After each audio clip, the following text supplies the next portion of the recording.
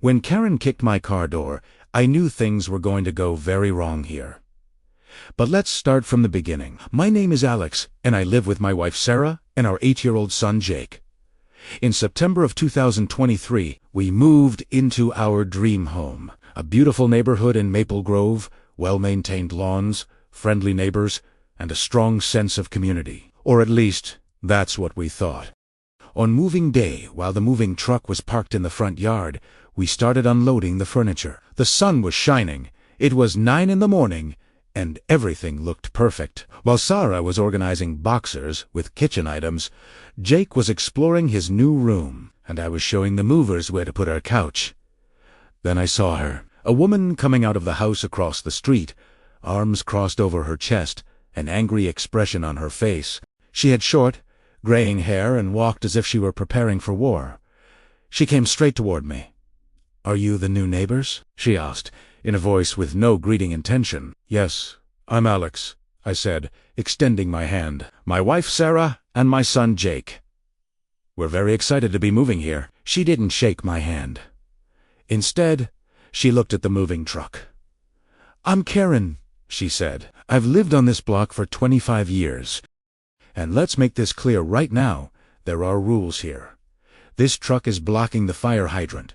You need to move it." I looked at the fire hydrant. The truck was at least 15 feet away. "I think it's far enough from the fire hydrant," I said politely. "The movers will only be here for a few hours." "A few hours?" Karen shouted, her voice spreading across the entire street. "This is unacceptable. HOA rules are clear. Commercial vehicles cannot park on residential streets for more than 3 hours." I tried to stay calm too. "I understand, but we're moving. This is a standard procedure. We'll be done by 6 in the evening." 6 in the evening is too late. "I'll call a tow truck at 2 in the afternoon, Karen said. Before turning and leaving, Sarah came outside. "What up in it?" "I met our new neighbor," I said. "Karen. She's very special." Sarah watched as Karen walked toward her house. "First day and we've already found trouble." "I think so," I said, a bad feeling growing inside me. At 2 in the afternoon, Karen kept her word. A tow truck appeared at the end of our street. I rushed outside while the movers were still inside. "Wait a minute." I shouted to the tow truck driver. "This truck is here for moving. They have permits." The driver looked at the phone call. "Someone called me and said it was parked illegally." "Some lady," I corrected. "And no, it's not illegal. I live here and we're moving." Just then, another neighbor approached, a woman in her 60s, elegant, holding a plate of cookies. "Hello. I'm Barbara. I'm the HOA president," she said with a warm smile. "You must be our new neighbors. Welcome." She turned to the tow truck driver. "Tom, there's no problem here. This is a legal move. Someone called you unnecessarily." Tom shrugged. "Okay, Miss Barbara, if you say so." He returned to his truck and left. Barbara turned to me. "I heard Karen was bothering you. I'm sorry. She has a unique personality." "Thank you for rescuing us," I said. "Her starting to cause problems from our first day worried me. Karen has lived here for years and sees herself as this block's guardian," Barbara explained. "But don't worry. The HOA operates according to real rules, not the rules Karen makes up. If you have any problems, please let me know." Barbara gave me her business card and I felt relieved. At least, there was someone sensible in this neighborhood. But my relief didn't last long. The next day, Jake was playing basketball in the front yard. He was just taking a few shots, not harming anyone. I was watching him through the window while sipping my coffee. Then Karen burst out of her door. "Stop right now!" she shouted at Jake. "Children cannot play basketball in the front yard. This is against HOA rules." Jake froze in shock, holding the ball. He was only 8 years old, and was being yelled at by his neighbor like this. I burst out the door. "Karen, this is our property. My son can play in his own yard. The sound of basketball is disturbing," Karen insisted, "and the ball could go on to neighbor property." This is a liability issue. The ball hasn't gone into anyone's yard yet, I said, my patience beginning to wear thin. And it's completely normal for children to play outside. Didn't you listen to me? Karen shouted. I've lived on this block for 25 years. I know the rules. Jake, come inside, I said to my son. I didn't want to expose him to Karen's craziness any further. Jake went inside, confused. Dad, did I do something bad? No, son, I said, hugging him. You didn't do anything bad. The neighbor is just having a hard day. But inside, I knew this wasn't about a hard day. This was who Karen was. That week, Karen's harassment continued.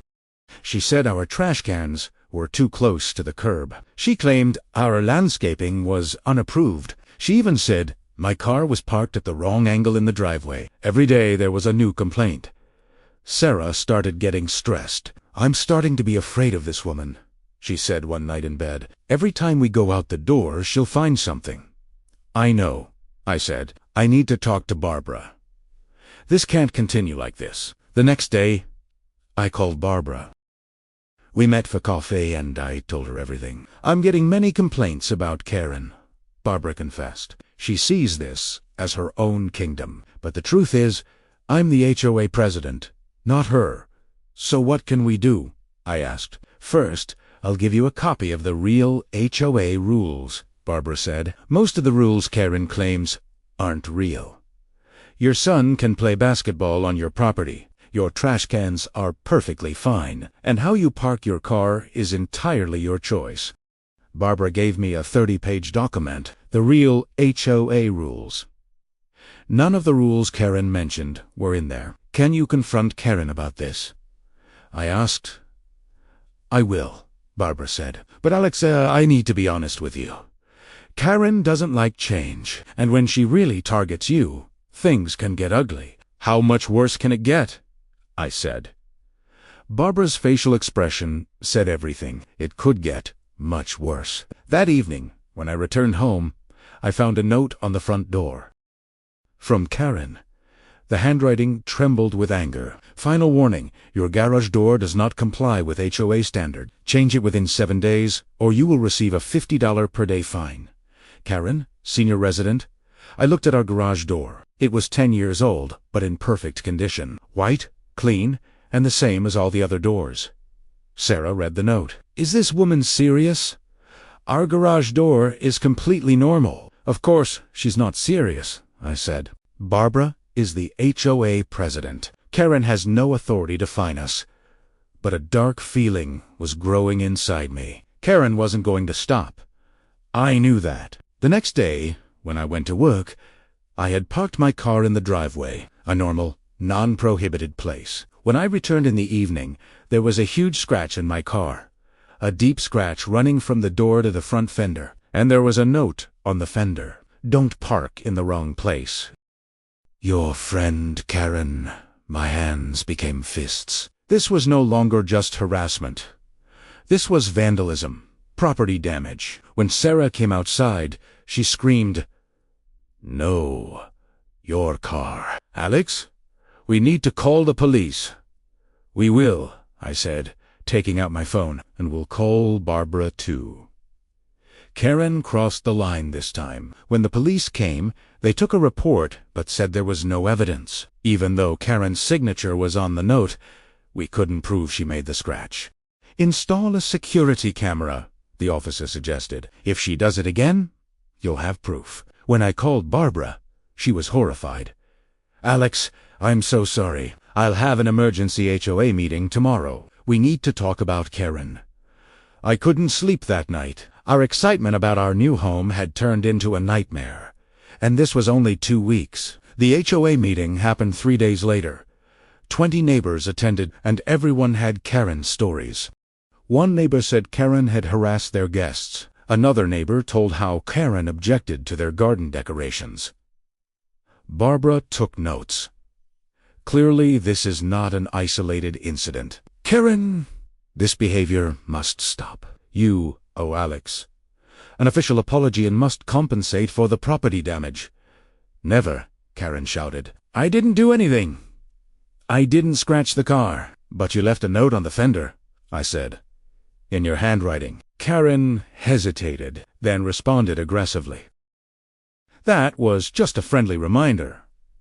I didn't make the scratch. Karen, if this type of behavior continues, the HOA will have to take disciplinary action, Barbara warned. Membership can be suspended. You can't suspend me, Karen screamed. This block is mine. I was here before you, and I'll be here after you. Barbara stayed calm. This meeting is over. Karen, you need to talk to me privately. Karen stormed out of the room, slamming the door behind her. Barbara looked at me. I'm sorry, Alex. I was hoping to handle this better. It's not your fault, I said. But we know this isn't over, right? Barbara nodded. No, it's not over. Karen will retaliate. And you need to be prepared. That night, when I returned home, I noticed something in our front yard. All the flowers we had just planted were uprooted. Only empty holes in the soil remained, and there was a note on the fence. Unapproved landscaping. Violation. Sarah started crying. What are we going to do, Alex?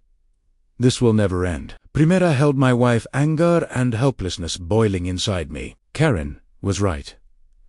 We had bought a house. This was our home. And we couldn't run away because of a crazy person. But if we had to fight, we would fight. The next morning I installed security cameras. Front yard, driveway, backyard. Cameras covering every angle. If Karen did anything again, we would have proof. While installing the cameras, other neighbors came to offer support.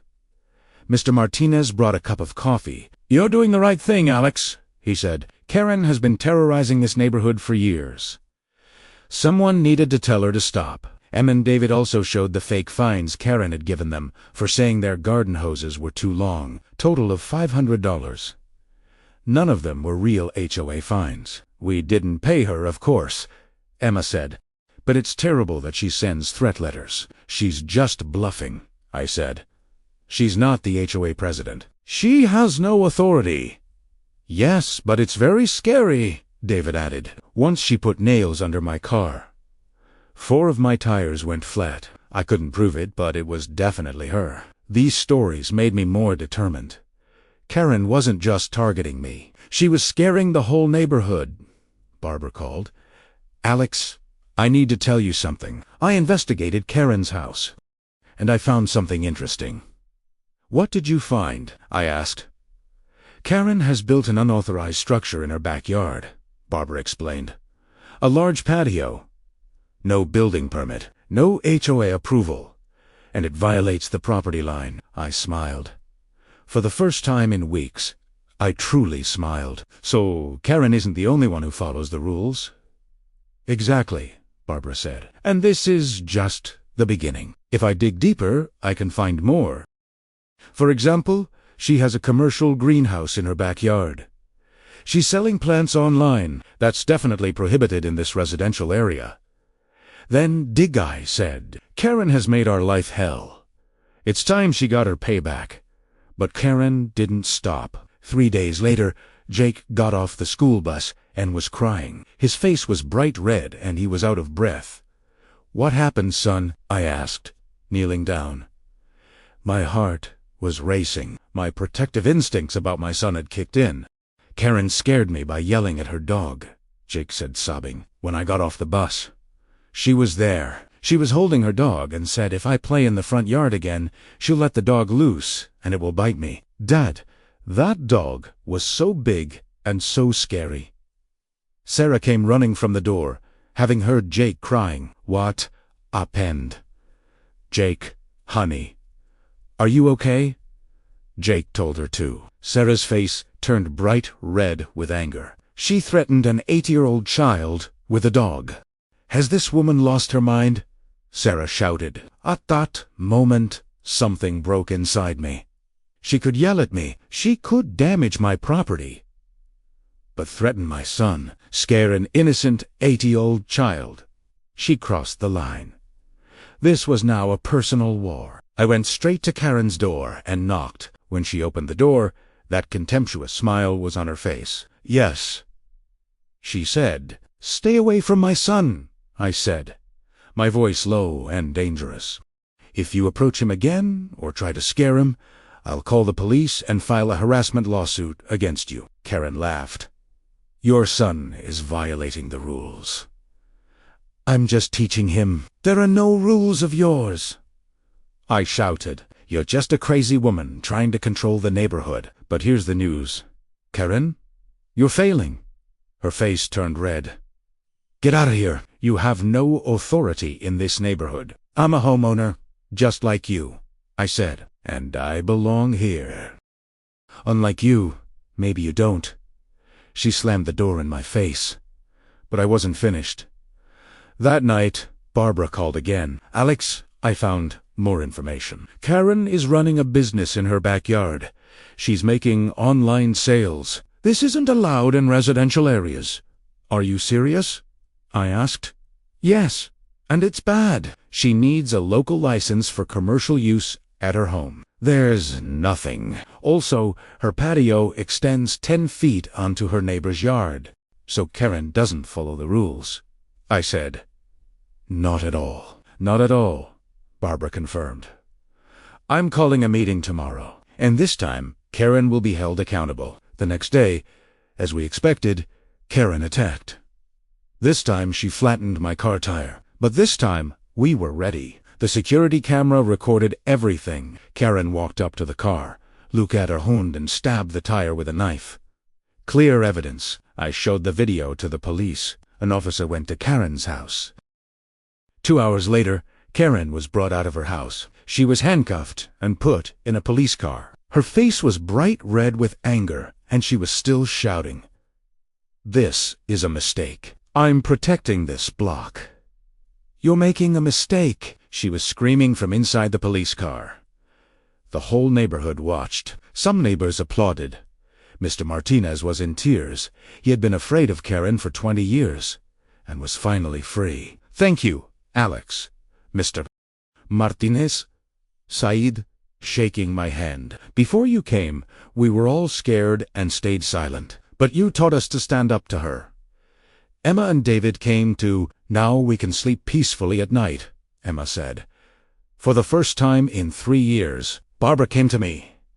"Alex, you know this is just the beginning. Karen will be released on bail, and she'll come back. Probably angrier." "I know," I said, watching the police car disappear down the end of the street. "But now we have evidence, and the neighborhood has united. We're not alone anymore." That night, Sarah and I sat on the porch. Jake was sleeping safely inside. For the first time in weeks, we could breathe easy. "Do you think this is over?" Sarah asked. "No," I answered honestly. "Karen will come back. And probably worse. But this time we'll be ready. We have our cameras. We have the neighborhood's support. And most importantly, we have Barbara's leadership and the real HOA rules on our side." Sarah rested her head on my shoulder. "Do you remember the day we moved in? Everything was so perfect until Karen came out the door." "I remember," I said. "But you know, if this hadn't happened, we would never have become so close with the neighborhood. We formed real friendships with Mr. Martinez, with Emma and David, with Barbara.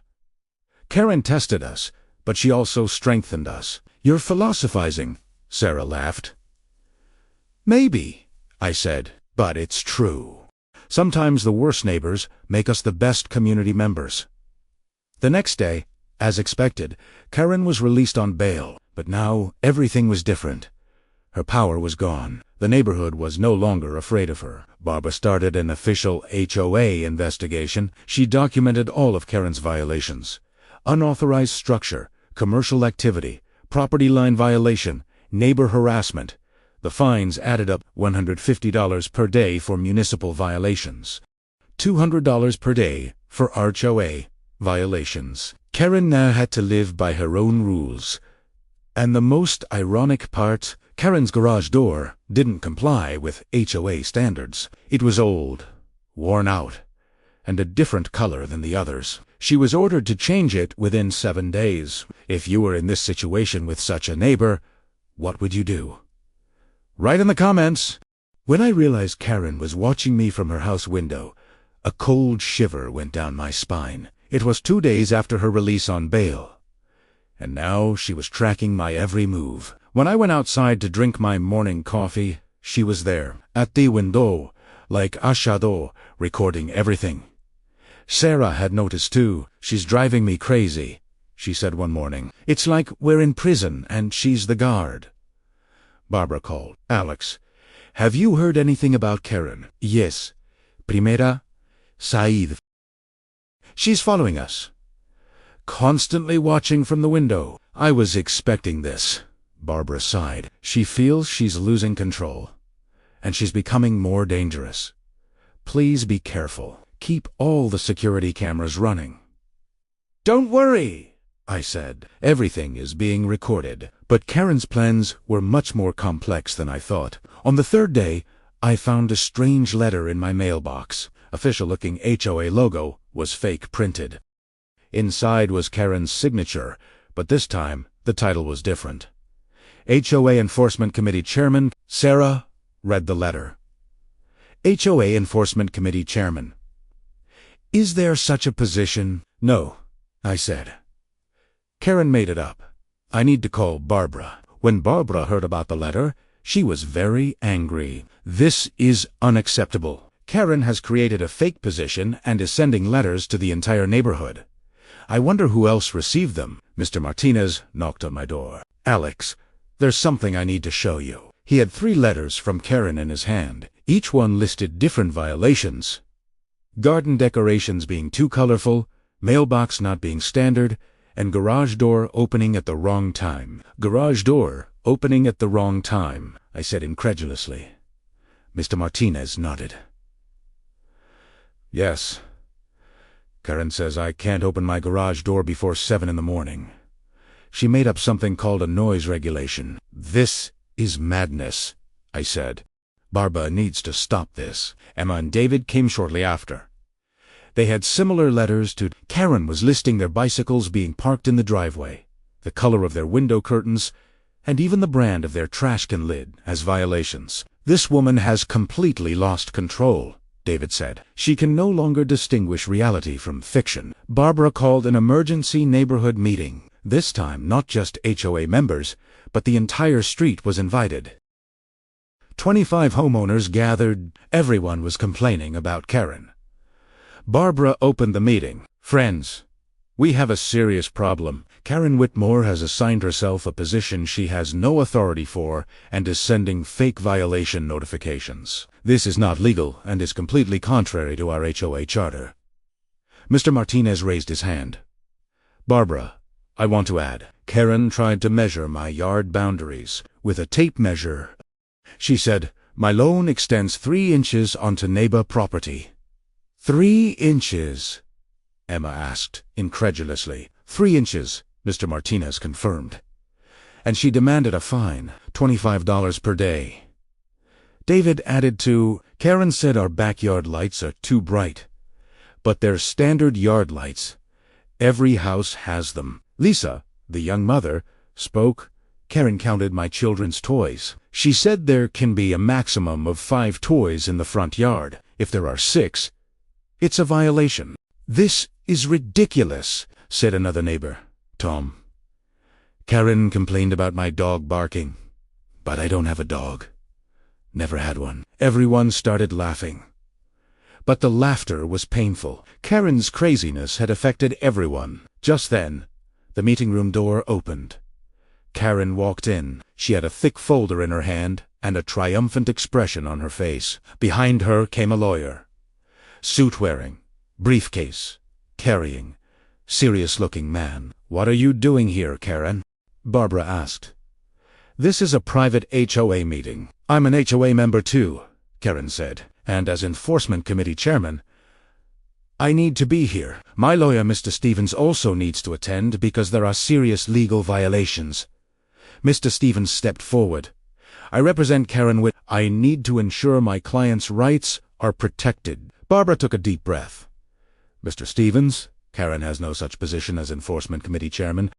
Such a committee doesn't exist in our HOA charter. Mr. Stevens looked at a document. My client gave me different information. Karen turned to her lawyer. Mr. Stevens, I told you, these people are ignoring the rules. I'm trying to protect them. Which rules, Karen? I asked, standing up. The rules you made up? Because the real HOA rules are here. Barbara gave everyone a copy, and nothing you mention is in there. Karen slammed a folder on the table. Here's the evidence. I've documented 117 violations in this neighborhood. Photos, measurements, timestamps, everything is here. Mr. Stevens took the folder and started examining it. As he turned the pages, his face changed. Most of this looks like standard garden furniture and children's toys. Yes, Karen said. Unapproved garden furniture. Excessive children's toys. Mr. Stevens looked up and looked at Karen. Mrs. Whitmore, I don't see any legal violations here. Karen's face turned bright red. But you're my lawyer. You should defend me. I defend your legal rights, Mr. Stevens said calmly. But I cannot support baseless claims. I'm sorry, Mrs. Whitmore, but I'm withdrawing from this case. He took his briefcase and left the room. Karen was in shock, mouth open. Mr. Martinez stood up. Karen, enough already. You can't give orders to anyone. Barbara is the HOA president. Barbara is too soft. Karen shouted. This neighborhood needs strong leadership. I've been here for 25 years. I know this street. Seniority doesn't mean leadership, I said. And you're not leading anyone. You're just harassing people. Karen turned to me, her eyes flashing with anger. You're new here. You don't know how things work here. But I do, Emma said. I've been here for 10 years, and you've never been this bad. What happened to you, Karen? Karen's face turned bright red. Nothing happened. I've always protected this neighborhood. But you're all breaking the rules. And someone has to stop it. Barbara intervened. Karen, please sit down. There's a very important matter we need to discuss. Karen refused to sit. I'll stand, because I'm right and you're wrong. Barbara took a deep breath. Karen, I checked the municipal records. There are many violations on your property. Unauthorized structure, commercial activity, property line violation, and you're busy accusing others. Everyone in the room looked at Karen. The triumphant expression on Karen's face began to fade. You're lying, Karen said, but her voice was trembling. Barbara pulled out a document package. Here are the municipal reports. 2 weeks ago, an inspector came to your property. There were complaints because your patio is blocking your neighbor's sunlight. Emma added, Yes, it was my complaint. Karen's patio is cutting off my kitchen's sunlight. It's dark in the mornings. Barbara continued. Here are the measurements. Here are the photos. Karen, your patio extends exactly 12 feet 4 inches onto your neighbor's property. This is a serious violation. Also, there's no building permit at all. There isn't even a permit application for the patio in the municipal records. Karen, with a trembling voice, that boundary was there before I built the patio. No, it wasn't, said Mrs. Chun. I saw the patio construction. In 2018, your workers built the patio into my yard. I told you then, but you didn't listen. You said I was here before you. My rights are superior. Barbara pulled out a second document. Here's the report about the greenhouse. Karen, you have a professional greenhouse in your backyard. You're selling plants online. You have a website, Karen's Garden Heaven. You have no business license. You don't pay commercial taxes. And commercial activity is completely prohibited in residential areas. I'm just doing it as a hobby, Karen shouted. Barbara opened her phone and showed a website. Here's your site. Prices, order form, shipping options. Last year, you took 137 orders. Total income $9,300. Karen, this isn't a hobby. This is a business, and it's illegal. Karen's hands started trembling. This, ... This is a trap. You've all conspired against me. No one conspired against you, I said. You just tried to apply your own rules to others while you didn't follow any of them yourself. Mrs. Chun, Karen's next-door neighbor, stood up. Karen's patio has been in my yard for 20 years. I told you for 20 years. You never listened. Every time you told me. I was here before you. Karen looked at Mrs. Chun. You never complained. I did, Mrs. Chun said calmly. But you didn't listen. Because you don't believe in rules. You only believe in power. And your power is gone now. Karen looked around. The whole neighborhood was looking at her. With angry eyes. They had been silent for years. Now they were speaking. Lisa, the young mother, stood up. Karen told me my children couldn't play in the common area. She said children's sounds are disturbing, but the common area is exactly for that. For children. Another neighbor, elderly, Mr. Thompson added. Karen objected to my car parking method. She said, my car is at the wrong angle, but I'm 65 years old and I have a knee prosthesis. This is the easiest way for me to park. The stories came one after another. Karen had terrorized the whole neighborhood for 10 years, and now everyone was speaking. Barbara raised her hands. Friends, I understand. You've all been harmed by Karen. But now we need to start a legal process. Karen's violations are serious. And the municipality has already sent notifications. Karen looked at Barbara with tears in her eyes. You're ruining me? This is my home. My 25-year life is here. No one is ruining you, Karen, Barbara said softly but firmly. You did this yourself. You didn't follow the rules you wanted to apply to others. Karen grabbed her folder and ran out of the room. Crying sounds could be heard behind her. After the meeting, everyone talked outside. There was a feeling of relief in the air. They had lived under pressure for years. Now they were free. Mr. Martinez came to me. Alex, I need to thank you again. If you hadn't come, we would all have continued to stay silent. I just protected my family, I said. But as a result, we all protected each other. Barbara gave the final information. Karen was given 30 days. She must remove the patio, close the greenhouse, and stop all commercial activity.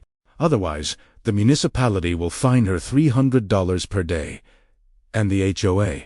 Emma asked. The HOA is also giving separate fines, Barbara said, for Karen's fake committee activities, and for neighbor harassment, $250 per day. Also, if she doesn't show improvement within a month, membership will be That night, when I returned home, Sarah was sitting in the kitchen. There was a worried expression on her face. What a Primera Asked. Karen was here today, Sarah said. In the afternoon, Jake was at school. You were at work. She knocked on the door. My heart started beating fast. What did she want? She apologized, Sarah said incredulously. She was crying. She said she ruined everything. She said she lost control, and now she's losing everything. She asked me for forgiveness. Did you open the door? I asked. No, Sarah said. I talked through the window. Alex! She seemed sincere. Really. Sorry. But, at the same time, ... Scary. What do you mean scary? I don't know. Sarah couldn't explain. I just feel it. It's like it's a game.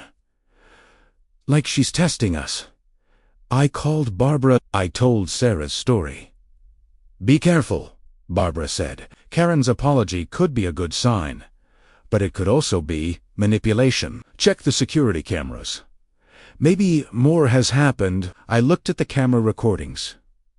Barbara was right. After talking to Sarah, Karen didn't go home.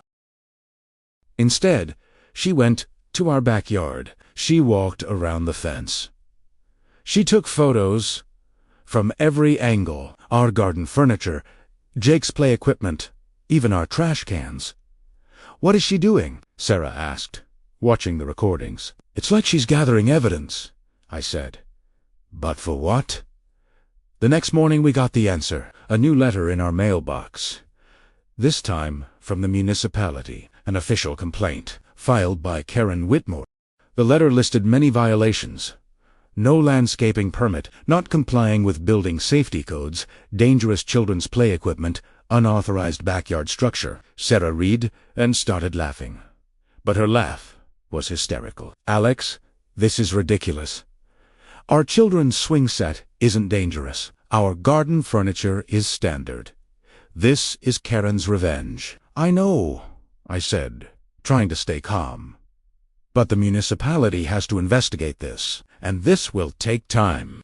I called Barbara for the third time. "Alex, don't worry. This is Karen's last move. The municipal inspector will come, see that everything is legal, and reject the complaint. But yes, it will be a nuisance." "So what will happen to Karen?" I asked.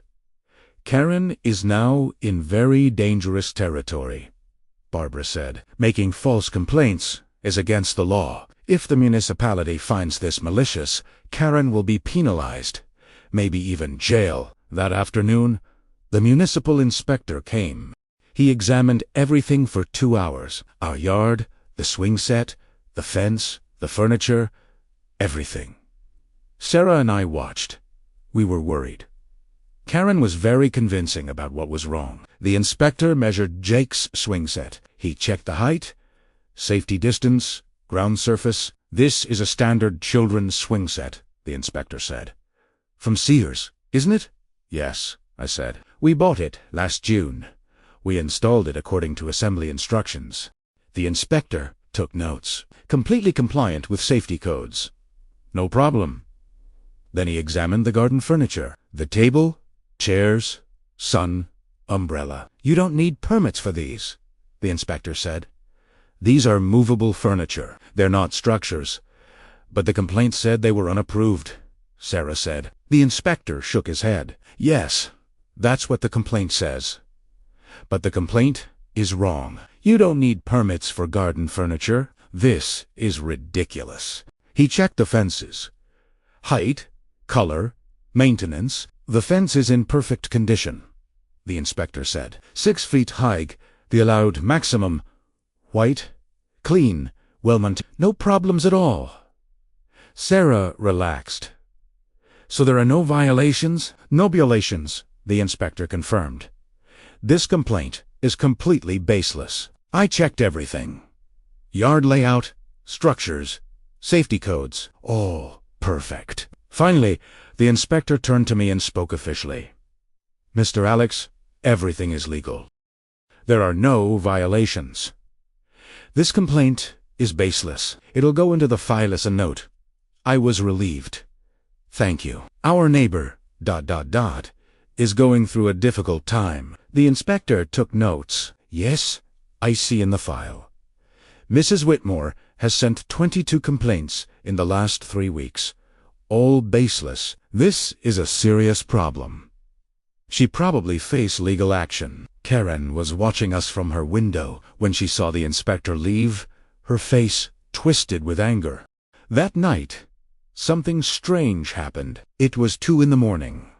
A sound woke me up. A metallic sound, as if something had fallen. I ran to the window and looked outside. Karen was in our front yard, in the dark, with a flashlight, looking around, searching for something. She was wearing a black jacket and had a hat on her head, as if she were trying to hide. "Alex," Sarah whispered next to me. "What is she doing?" "I don't know," I said quietly, "but it's not good." Karen approached our garden gate. She checked the lock. Then she tried to jump over the fence. She couldn't. She was old, but she tried again. "Should we call the police?" Sarah asked. "Yes," I said, taking out my phone. "And let's make sure everything is being recorded." I watched the security camera recording on my phone. Karen had come 15 minutes earlier. First, she approached our front door, She checked the mailbox. Then she examined the windows. She took photos. Then she went to the backyard. Sarah and I quietly went down the stairs. We checked Jake's room. He was sleeping safely. Then we looked out the back window. Karen was wandering in our backyard. She was examining the swing set. She was measuring the garden furniture. She was photographing the trash cans. She was documenting everything. "This woman is crazy," Sarah whispered. "Completely crazy." The police arrived within 5 minutes. The siren sounds startled Karen. She tried to escape, but stumbled while exiting through the back gate. Her bag fell to the ground. Everything inside spilled out. The officer asked her, "Mrs. Whitmore, what are you doing here? This is private property." Karen was trembling. I was just ... looking for violations. They're violating the rules. I must find evidence." The officer looked at Karen's bag. Inside was a hatchet, nails, and spray paint. "Mrs. Whitmore, what were you planning to do with these?" Karen couldn't answer. She just cried. The officer arrested Karen for the second time, this time with more serious charges: trespassing, intent to vandalize, harassment, false reports. Sarah clung to me. "Is it over? Is it really over?" "I think it's over," I said. But I wasn't sure. The next day, the whole neighborhood gathered. Everyone had heard about Karen's arrest. Barbara made an announcement. "Friends, Karen will be getting professional help." The court sent her for psychiatric evaluation. She clearly has serious problems, but at the same time, there are consequences for her actions. The municipality's suing. The HOA is also starting legal proceedings. "What will happen to Karen?" Lisa asked. "I don't know," Barbara said honestly. "Maybe she'll have to sell her house." The fines are very high. Daily fines are reaching thousands of dollars per month. And there are legal fees. Karen will likely lose her home. There was a silence. No one spoke. Karen had done terrible things, but losing her home, that was heavy. Mr. Martinez spoke. Maybe we can help." Everyone looked at him. "What do you mean?" Emma asked. "I mean, maybe if Karen truly apologizes, maybe we can withdraw the municipal complaints. Maybe the HOA can postpone the fines. We can give Karen a chance to start over." Sarah squeezed my hand. "She scared Jake. She damaged your car. She made our life hell. And now we're going to forgive." I thought the same thing. But then I thought about Jake. What did I want to teach him? Revenge or mercy? "Maybe Mr. Martinez is right," I said slowly. "Maybe Karen deserves a second chance, but only if she really changes." Barbara nodded. "Fair. Karen should get psychiatric treatment. She should correct all violations, and she should officially apologize to the neighborhood. If she accepts these conditions, maybe we can soften things." That night, Sarah and I sat on the porch. The stars were shining. "Did we make the right decision?" Sarah asked. "I don't know," I said honestly. "But showing mercy isn't always wrong. Maybe Karen will change. Maybe she won't. But at least we tried to be the right people." The next day, a letter came from her lawyer. Karen accepted treatment and accepted all demands. The patio will be removed. The greenhouse will be closed. Commercial activity will stop, and an official apology will be given. Baba called. "Good news! Karen is cooperating. Maybe she really changed." "Maybe," I said. "But I'm not removing the security cameras." "Wise," Barbara said. "Because this is just the beginning. Karen's real test is starting now. Time will tell if she changes." And I was right, because 3 days later, everything started again. Karen's lawyer withdrew. Treatment sessions were canceled, and I found a new note in my front yard. Do you think Karen can really change? Share your thoughts in the comments. The note had been slipped under my front door, and every word dripped with poison. "If you want war, there will be war. 3 days had passed since Karen's second arrest. She had been released on bail, had come to apologize, but now, with this note, her true face had emerged. Sarah read the note, and her hands started trembling. "Alex, this is a threat.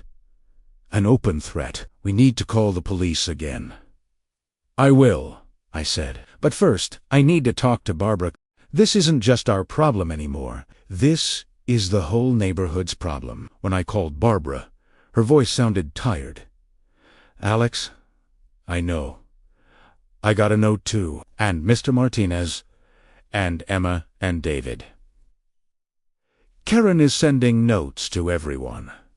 What does yours say?" I asked. "It says, I am the true protector of this neighborhood.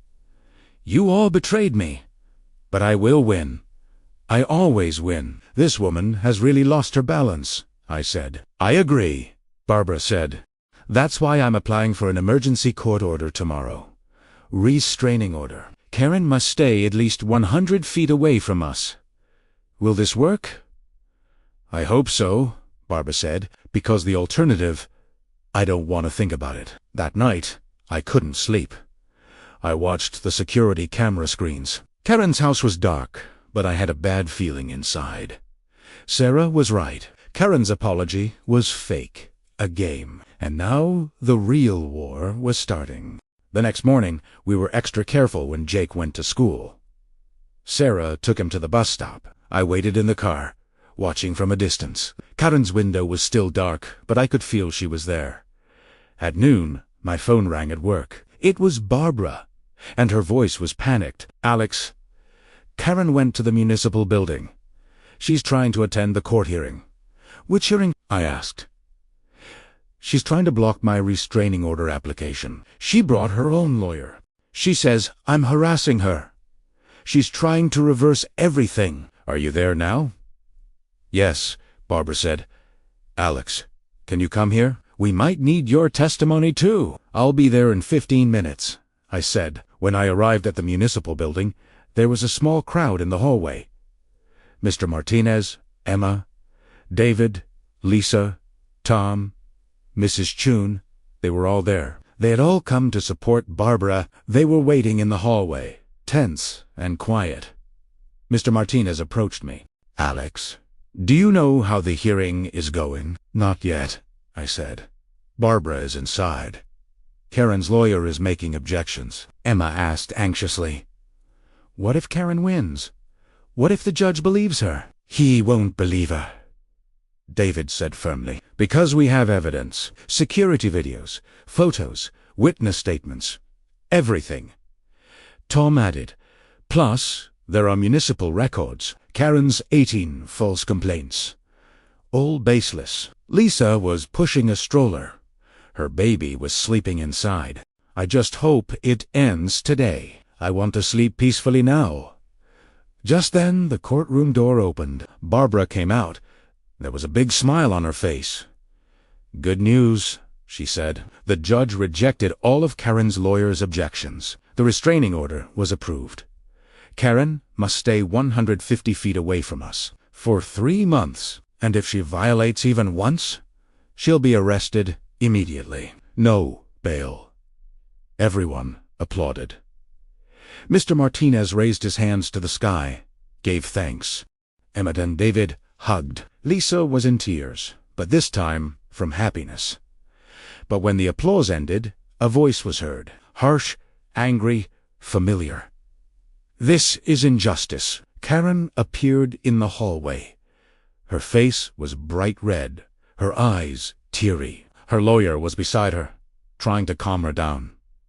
"Mrs. Whitmore, please," the lawyer said. The judge made his decision. "We must respect it." "Respect?" Karen shouted. "These people showed me no respect. 25 years. I protected this neighborhood for 25 years. And is this how they thank me?" "You didn't protect us, Karen," Primera Said calmly. "You terrorized us." Karen looked at me. There was pure hatred in her eyes. You started everything. Before you came, everyone followed the rules. Everyone was happy." Mr. Martinez stepped forward. "Karen, I wasn't happy. I was afraid of you for 20 years. I worried every day. I couldn't take care of my yard because if I did something wrong you would yell at me. Emma added, I wasn't happy either. My home should be my comfortable place, but because of you, it was a prison. Lisa, the young mother, spoke. I couldn't let my children play outside. I was afraid of your complaints. What kind of happiness is this? Karen stepped back, as if she had been physically struck. You all don't understand. I just wanted everything to be orderly, controlled. Safe.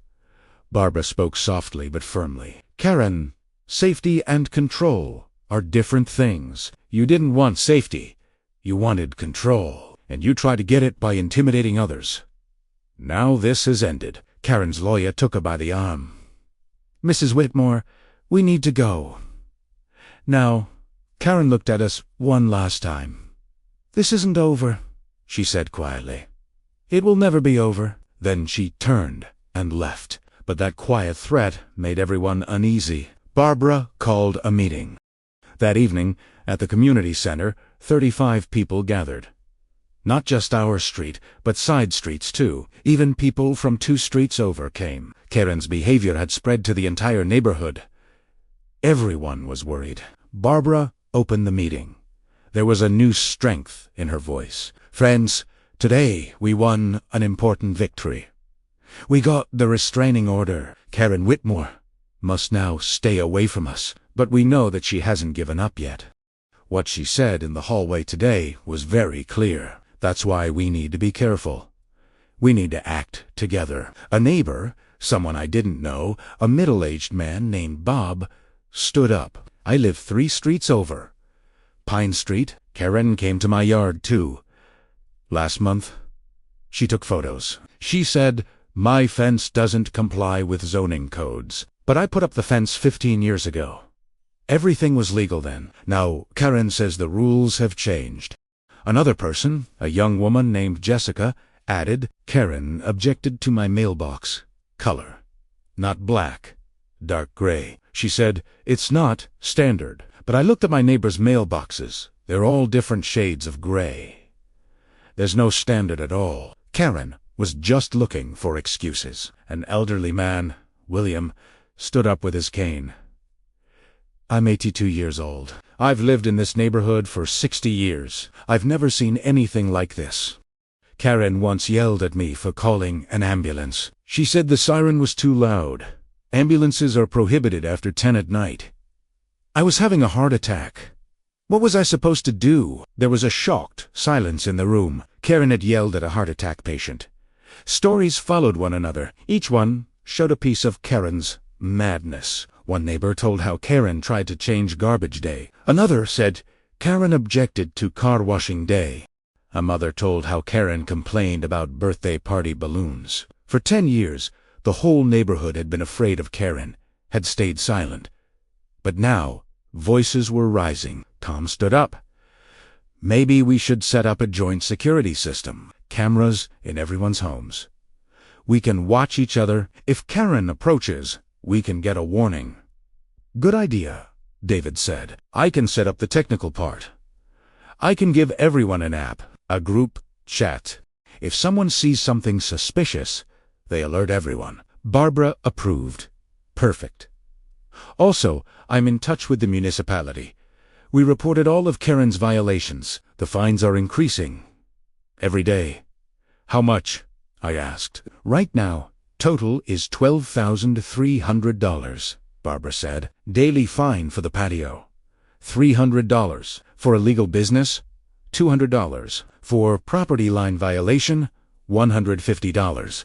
And now, if she violates the restraining order, $500 per day is added. Mrs. Chun spoke. Can Karen pay these? Barbara shook her head. I don't know, but if she can't pay, the house will be foreclosed. Her bank has already sent notifications.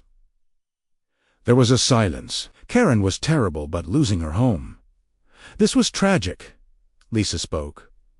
Maybe we can give one last chance. If Karen truly apologizes, truly gets help, maybe we can withdraw our complaints." A few people nodded, but most remained silent. Mr. Martinez stood up. "Lisa, you're kind-hearted, but how many chances did we give Karen? She apologized.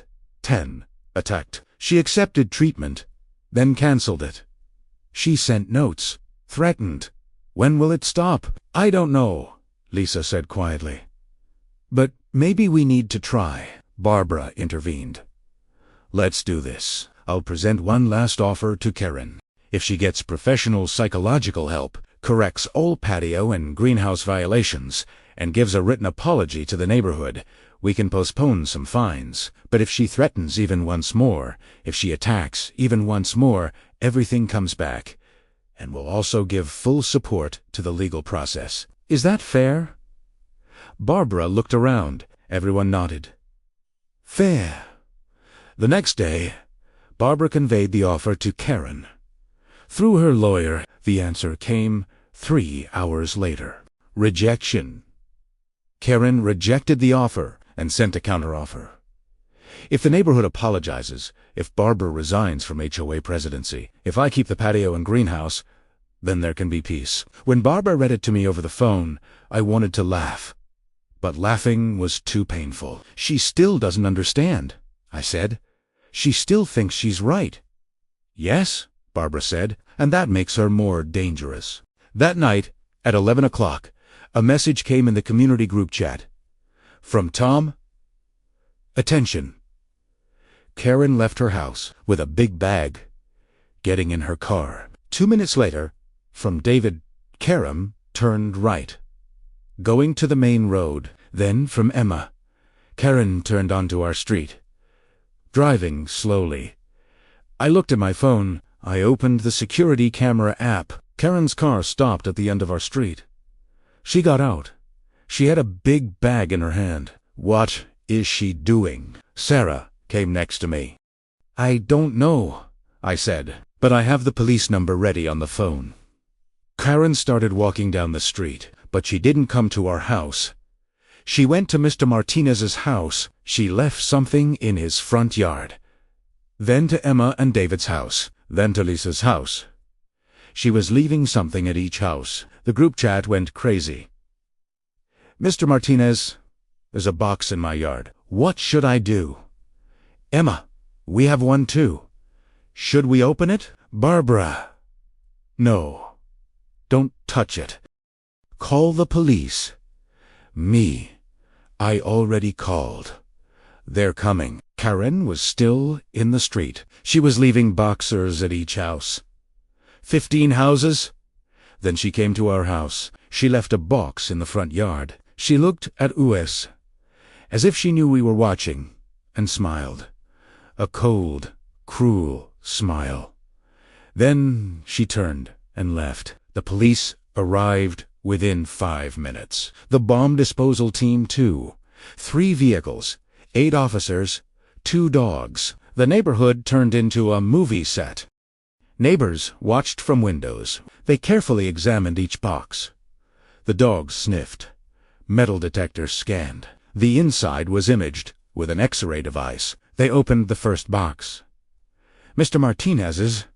The officer wore gloves, slowly lifted the lid. His facial expression immediately changed. "What's inside?" Another officer asked. "Garbage. Rotten garbage. Intentionally made." They opened the other boxers too. They were all the same.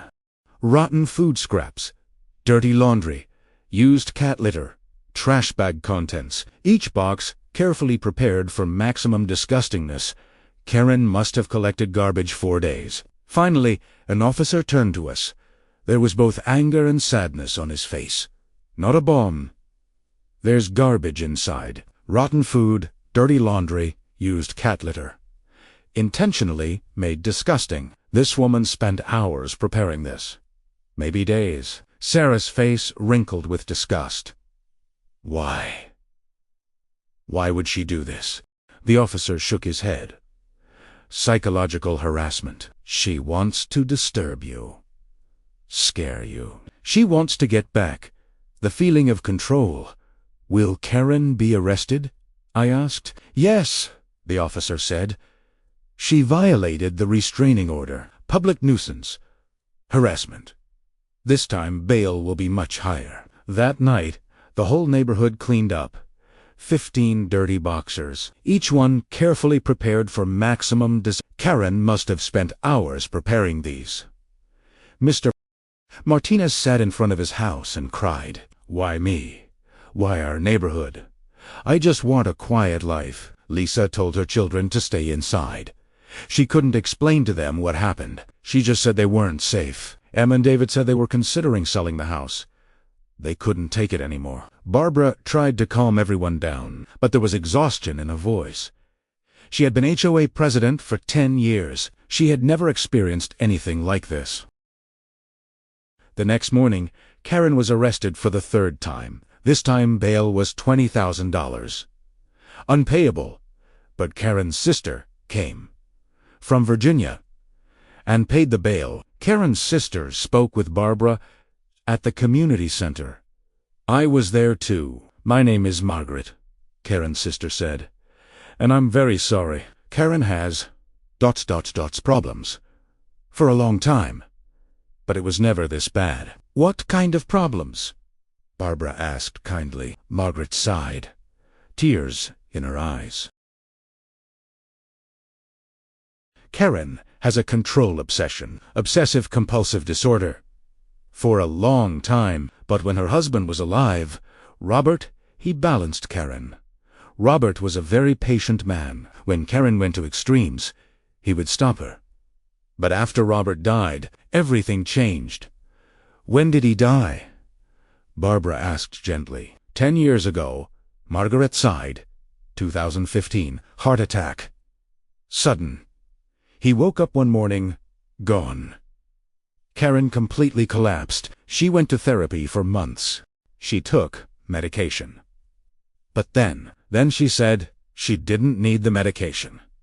She said she regained control, but actually, she got worse. "Why didn't you tell us this before?" I asked, but there was no accusation in my voice. Just curiosity. Margaret looked at me. Because Karen didn't want it. She was proud. She said she was strong. She said she didn't need others. "I live in Florida. We would see each other once or twice a year. On the phone, everything seemed normal. But now, I understand. Now, I understand Karen was crying out for help. And no one heard, or those who heard were scared." Mrs. Chun quietly added, "I heard 10 years ago, right after Robert died, Karen came to me. She was crying. She said everything was getting out of control. I offered help, but the next day, she came and said everything was fine. She told me she wanted us to stop talking. From that day on, she started being aggressive. Toward me." Margaret nodded. "Typical." Karen asked for help, then was ashamed. Then she turned shame into anger. "And you all became targets. I'm very sorry. On behalf of my family, I'm very sorry." I felt sorry for Karen. But I looked at Sarah, thought about Jake. Compassion was important, but safety was more important. "Margaret," Barbara said, "Karen needs professional help. Inpatient treatment. Long term." "I know," Margaret said. "That's why I'm here. I'm taking Karen to Virginia. There's a facility there. 6-month residential program, psychological treatment, medication, therapy." "Is this certain?" I asked. Margaret looked at me. "Certain?" Karen accepted. Finally, last night in jail, she broke down. She cried. For the first time, she admitted she needs help. Barbara asked carefully, "And the house? The patio? The greenhouse? All the violations?" Margaret pulled out a document. "Power of attorney. I'm managing Karen's financial affairs. Here's the plan. The patio will be removed. Next week, the greenhouse will be closed. All plant inventory will be donated. And the house, ... The house will be sold. When Karen returns, she'll make a new start. somewhere else. This was the best outcome for the neighborhood, but it was still sad. Karen's 25-year life was here, and now everything was being lost. That week, things progressed quickly. The patio was dismantled. The greenhouse was emptied. Construction crews came, worked, left. Karen left the house. She never said goodbye. Just one morning, a car came. Margaret picked her up, and they left. Mr. Martinez watched from across the street. "Finally," he said. "Finally peace." But that night, a letter was found in Mr. Martinez's mailbox from Karen. The last letter. Mr. Martinez showed it to me the next day. It was trembling in his hands. The letter said, "You won. I lost. But I want you to know that I always thought I was right. For 25 years, I protected this neighborhood. Or so I thought. Now I understand that I didn't protect. I harmed. I'm sorry. To everyone, but especially to Alex and his family. They just wanted to be happy, and I put them through hell. I will never forgive myself for this. I'm getting treatment. I'm trying to change, but I know that some things never completely heal. Maybe one day, years from now, you can understand why I did this. But you don't have to understand. I just want you to know. I'm sorry." Karen, when Mr. Martinez finished the letter, his eyes were teary. Maybe she really changed. Maybe, I said. But for us, it doesn't matter anymore. She's gone, and we're safe. That night, the neighborhood organized a barbecue party across from Karen's old yard. In the common area, 35 people came. Children played, adults talked. For the first time in months, everyone relaxed. The tension disappeared. The laughter was real. Mr. Martinez grilled hamburgers, sausages, vegetables. Emma brought salad. Lisa brought homemade cookies. David set up a music system. Light music was playing in the park. Jake played basketball with the other children. Noisy, happy, free. No one complained. No one measured. No one took photos. The children laughed, ran, shouted, normal children's sounds. For the first time in months, William, the 82-year-old man, approached me. "Alex, I need to thank you. Before you came here, I was afraid every day. I have heart problems. Stress is bad for me. But I was more afraid of Karen. Now, for the first time, I'm at ease." Jessica added, "I was thinking of selling my house. Seriously. But now, I want to stay. Because this is a real community. We fought together, and we won together." Barbara made a toast, a glass of lemonade in her hand. "Friends, this was a difficult period, maybe the most difficult period of our lives. But together, we stayed strong. No one was left alone. Everyone was supported. And now, we have a new beginning. Karen's house will be sold. New neighbors will come, and we'll show them that this neighborhood is about love, support, and real community. Not fear and control." Everyone raised their glasses and toasted. And for the first time, we really felt like a community. Like a family. But 2 weeks later, when Karen's house was sold, I saw the new owners. And my stomach dropped. My heart started beating fast. Because the new owner was Margaret's son, Karen's sister, and in his car trunk were big boxers. The label on them read, "Karen's Garden Heaven Backup Inventory." Do you think the new neighbor will be like Karen too? Or different? We're waiting for your comments. When the new neighbor stepped out the door, it was Karen's face. I saw the same expression, the same posture, the same controlling gaze that wanted to manage everything. But a second later, I realized this wasn't Karen. This was a young man in his 30s, Margaret's son. And the way he resembled Karen was only family resemblance. Sarah watched from the window.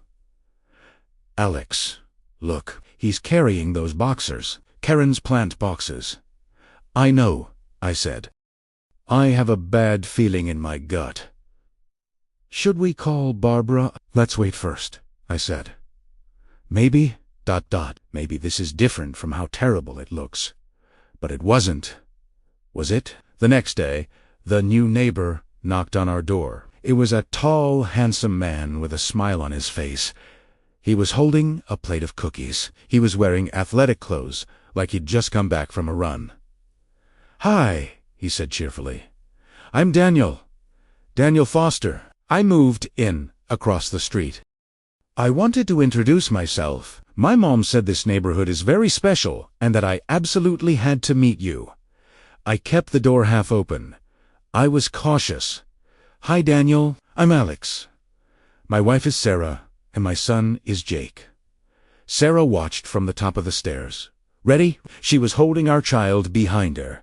A protective mother. Daniel held out the plate of cookies. "My mom, Margaret, made these. Chocolate chip. She said the neighborhood is beautiful.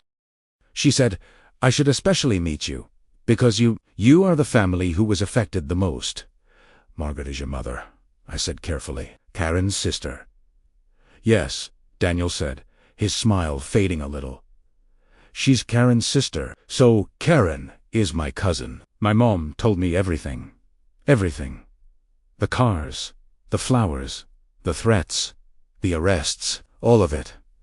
And I'm incredibly sorry." Sarah came down the stairs, still keeping her distance. "Daniel, why did you move here? After this house? After this neighborhood?" Daniel took a deep breath. "The honest answer, because my mom wanted me to. She said Karen's house shouldn't stay empty. She said maybe I could heal this place. And I came here from California. I'm a tech engineer. I work remotely. I was looking for a new beginning. I got divorced last year. My life was complicated. My mom said I could find peace here, and Karen's plants." I asked sharply. "Why did you bring them?" "This neighborhood does not want to see her plants." Daniel's face fell. Regret appeared there. Those. Yeah. My mom insisted. Karen is in treatment, and the plants were her only real passion. My mom thought that if I protected the plants, when Karen came back they could be a point of hope. But now I understand that was stupid. It bothers people. I'm going to throw them away tomorrow. Or donate them. A local greenhouse might take them. Jake watched from the stairs, curious.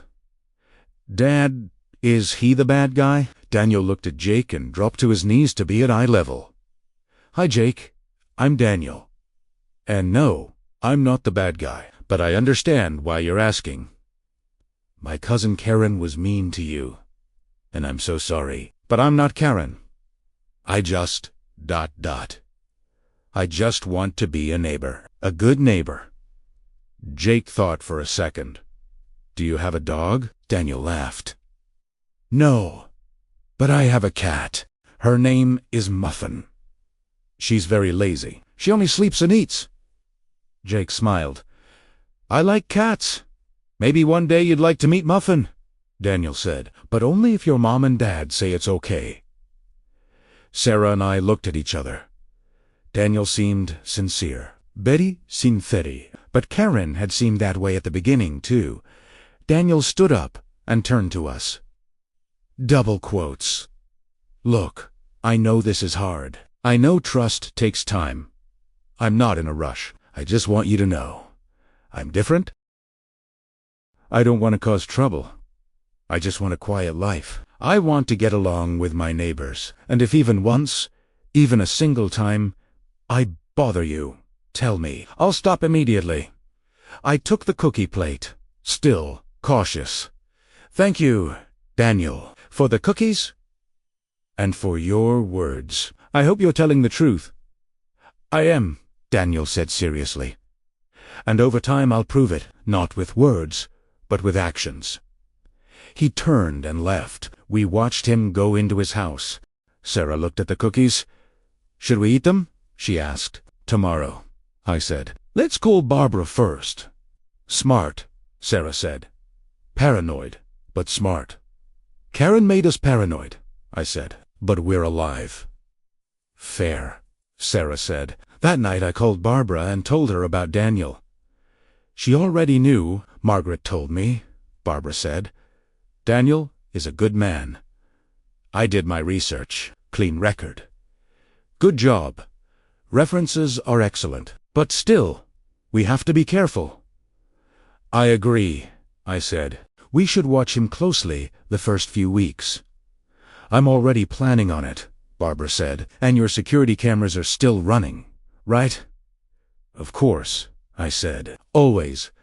The first week, Daniel was perfect. Quiet, kind, respectful. Every morning at 6, he went out for a run. While everyone was still asleep, he ran through the streets without disturbing anyone. He waved at neighbors. He smiled. He never complained. He never measured. He never took photos.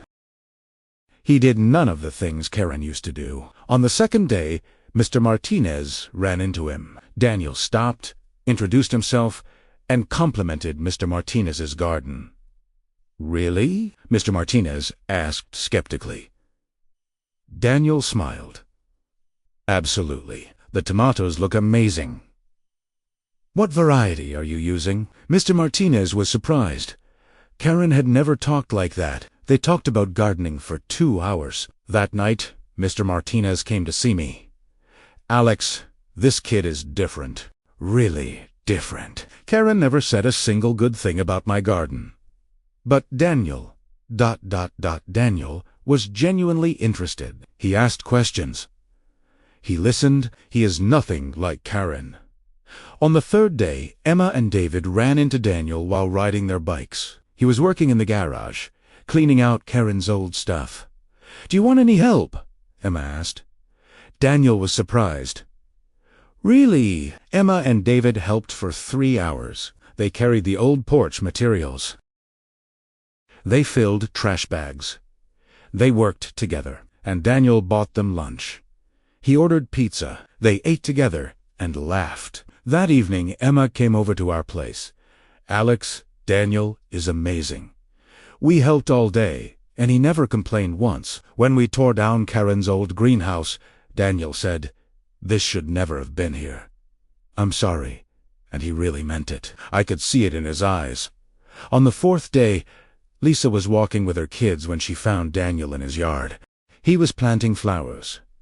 The kids walked over, curious. Daniel smiled. "Hi, little ones. Do you like flowers?" The kids nodded. Daniel showed them how to plant seeds. He gave them little flower packets. "Take 'em home," he said. "Plant 'em with your moms." Lisa watched in amazement. Karen had hated children. Daniel loved them. That night, Lisa called Barbara in tears. But this time they were tears of happiness. My kids have been afraid to play in the front yard for 3 years, but today Daniel gave them flowers. And they laughed. They really laughed. "Barbara, this is a miracle." On the 5th day, Daniel got a flat tire while riding his bike. Tom helped him. They fixed it together. Daniel thanked him and invited Tom out for coffee. They talked for an hour about technology, work, life. When Tom came home, he told his wife, "This guy is the real deal." Karen was performing a role, but Daniel is just himself. On the 6th day, Miss Chun knocked on Daniel's door. She had homemade dumplings in her hands. Daniel was very surprised and grateful. They ate together. Miss Chun told him about Karen. 20 years of pain. Daniel listened and cried. "I'm sorry," he said. "On behalf of my family, I'm so sorry." Ms. Chun took his hand. "You look like your family," in the good way. On the 7th day, Sunday, Daniel went to church, the neighborhood church. Barbara was there. Daniel went up to her. "Miss Baba," he said. "Thank you for giving me a chance. I know I don't deserve it, but I'm grateful." Barbara smiled. "Daniel, you didn't do anything. Karen did.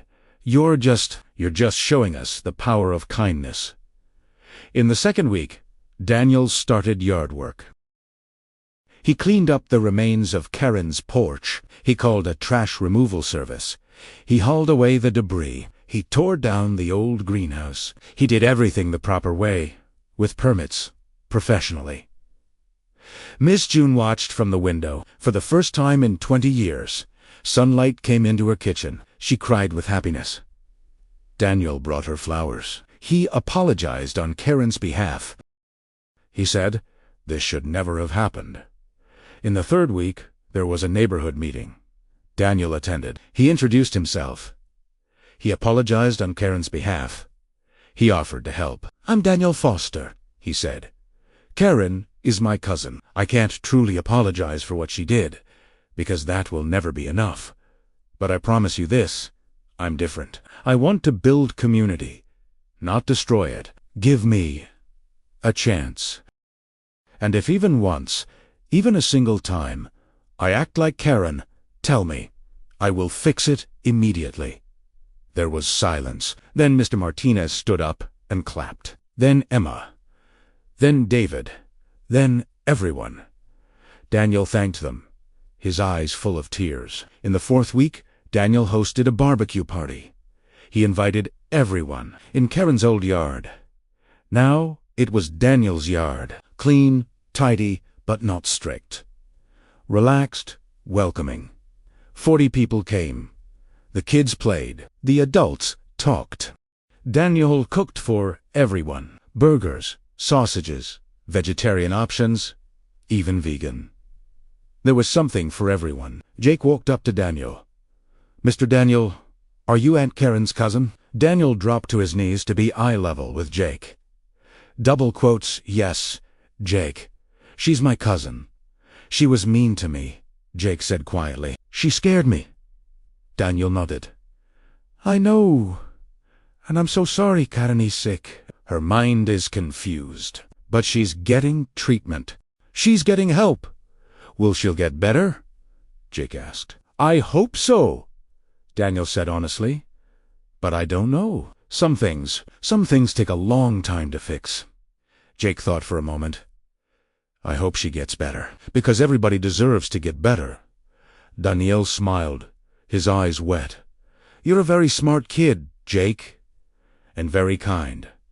That night, Sarah and I sat on the porch. We watched Daniel's party.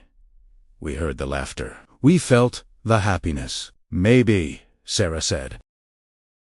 "Maybe it's really over." "Maybe," I said. "But I'm not taking down the security cameras." Sarah laughed. "I don't want to either." In the fifth week, Daniel proposed a community garden project. In the common area, everyone could grow vegetables. The kids could learn. The elderly could have a hobby. The community could work together. Barbara approved it. It was voted on at the HOA meeting. It passed unanimously. Daniel led the project, but not like Karen. He listened. He asked questions. A cooperated Mr. Martinez wanted tomatoes.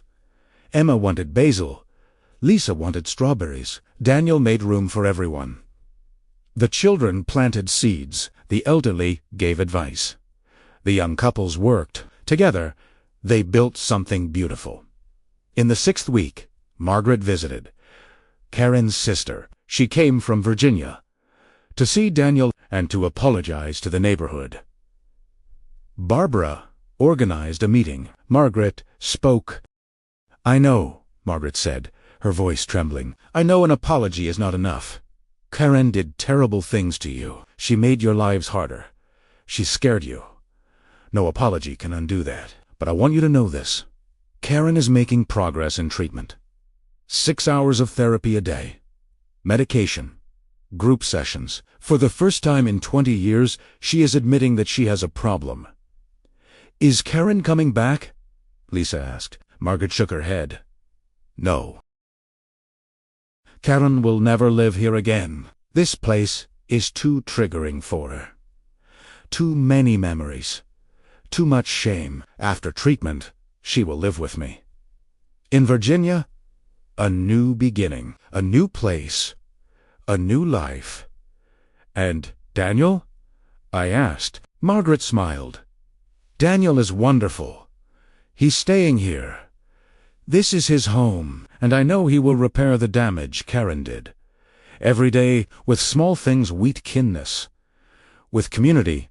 A few people nodded. Some were still skeptical. But most were full of hope. In the 7th week, a surprise visitor came. Karen, Margaret had brought her, just for 1 hour. To apologize, at the neighborhood center, everyone was invited. Karen looked very different. Thinner, at least 30 pounds, lost. Older, with deep lines in her face. Her hair was short, gray roots showing. The old fire in her eyes, that urge to control, was gone. There was only exhaustion, regret, and deep, deep shame. Her hands were shaking. She was crying, quietly. Margaret was holding her up with sisterly love. "Thank you all for coming," Margaret sighed. "Karen wants to speak. Please, just listen. Do not judge, just listen." Karen stepped forward on shaky feet. "Hello," she said, her voice breaking. "I'm Karen, and I became a monster. I became a horror. For 10 years, I put you through hell." No one spoke. Everyone watched, holding their breath. Miss Chun wiped away tears. Mr. Martinez folded his hands. Lisa gently rocked the stroller. Karen continued. Every word was hard. "For the last 6 months, I've been in treatment at a facility in Virginia. Inpatient program, 6 hours of therapy a day, group sessions, medication adjustments. For the first 2 months, primer rejected Italiano. I said I wasn't sick. I said all of you were wrong. But then my therapist showed me a video." "A video?" Barbara asked softly. "Security camera footage," Karen said. "Your footage, Alex?" Karen looked at me. "Me slashing your car. Me going into your yard and ripping up the flowers. Me dropping off those horrible boxers. I saw myself. And I saw a monster. An incontrollable, irrational, dangerous monster." Karen paused, tears streaming down her cheeks. "My therapist said, 'Karen, you tried to control people because you couldn't control your own life.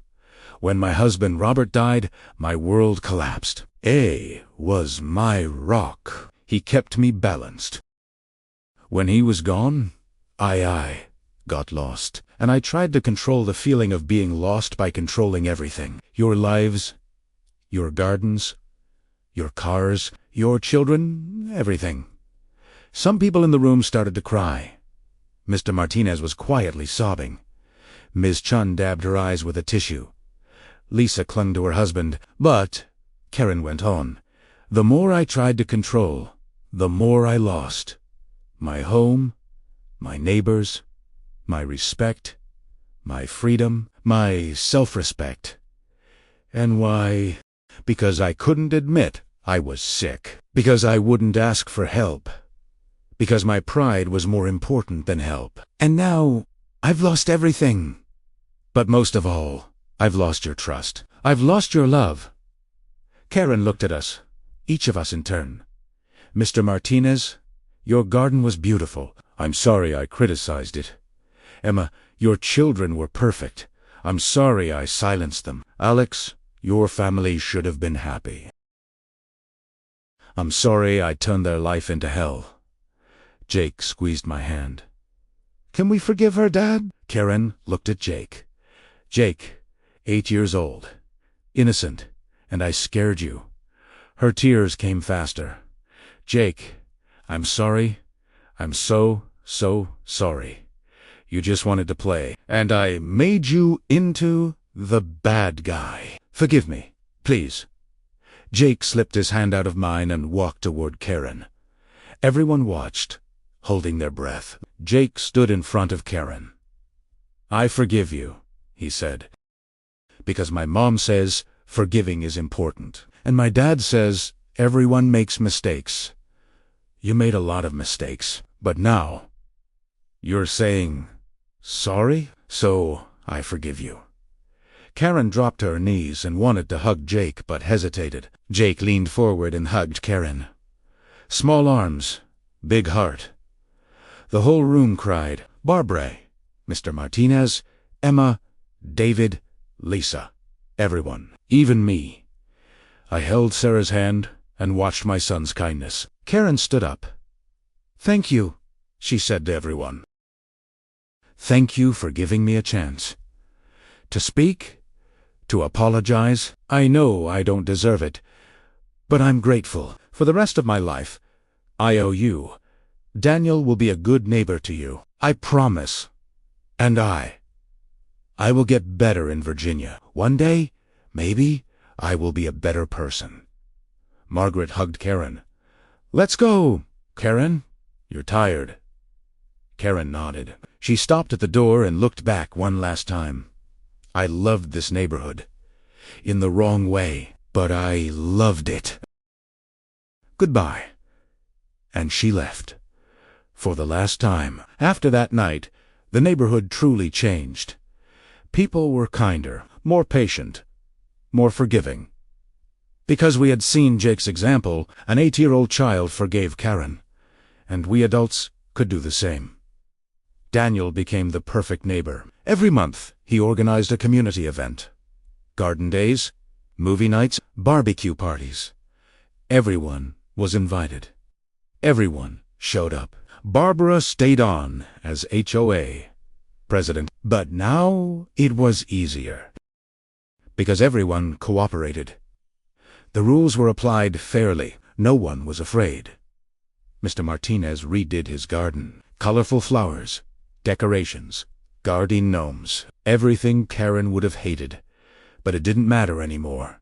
Karen was gone, and Mr. Martinez was free. Emma and David announced that they were expecting their second child.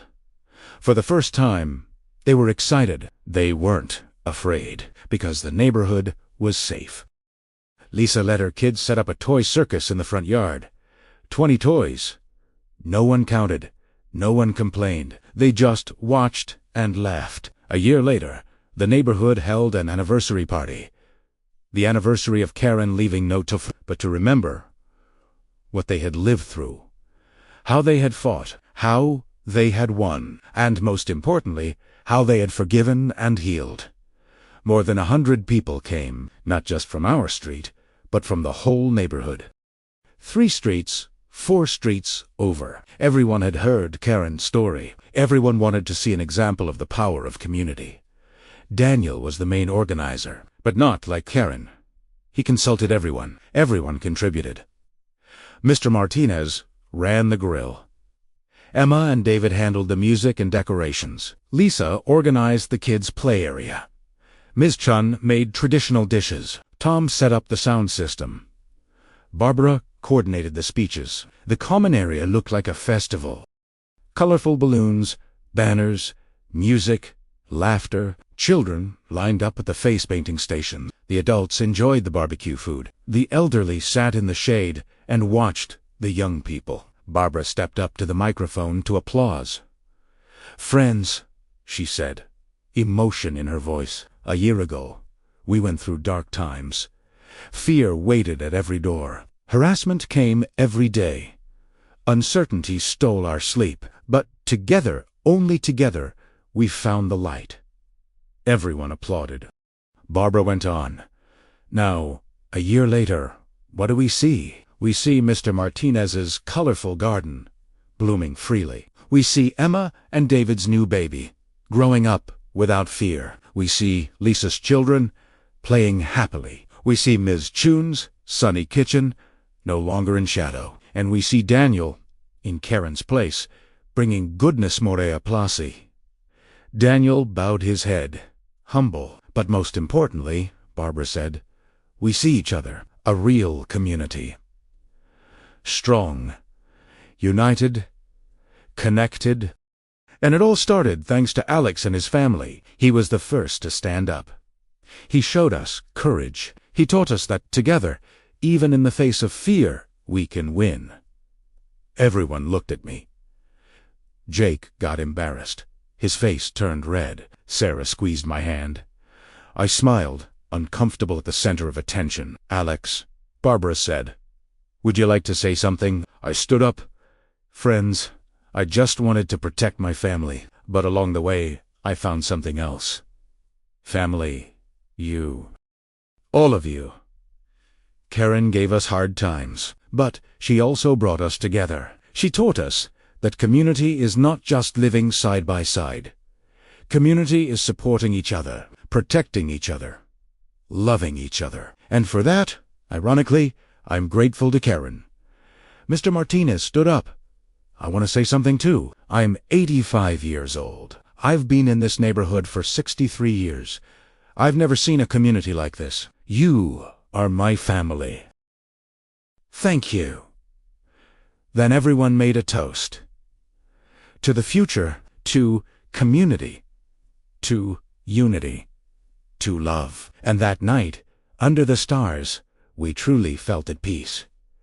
Karen's story was over, but ours was just beginning.